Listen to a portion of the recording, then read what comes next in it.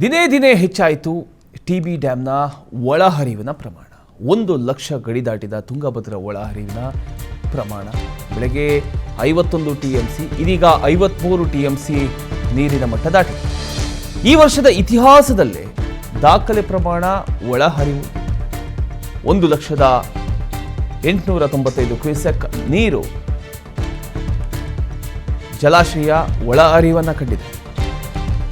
ಮಲೆನಾಡು ಹಾಗೂ ತುಂಗಭದ್ರಾ ಜಲಾನಯನ ಪ್ರದೇಶದಲ್ಲಿ ನಿರಂತರವಾಗಿ ಸುರಿಯುತ್ತಿರತಕ್ಕಂಥ ಒಂದು ಧಾರಾಕಾರ ಮಳೆಯ ಪರಿಣಾಮ ತುಂಗಭದ್ರಾ ಜಲಾಶಯಕ್ಕೆ ನೀರಿನ ಒಳಹರಿವು ದಿನದಿಂದ ದಿನಕ್ಕೆ ಭಾರೀ ಪ್ರಮಾಣದಲ್ಲಿ ಹೆಚ್ಚಾಗ್ತಾ ಇದೆ. ಈಗ ಡ್ಯಾಮ್ನ ಪರಿಸ್ಥಿತಿ ಅತ್ಯಂತ ಮಹತ್ವದ ಹಂತ ತಲುಪಿದೆ.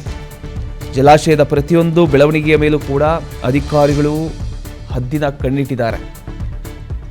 ತುಂಗಭದ್ರಾ ಜಲಾಶಯಕ್ಕೆ ಒಳಹರಿವು 1 ಲಕ್ಷ ಕ್ಯೂಸೆಕ್ ಗಡಿ ದಾಟಿದೆ.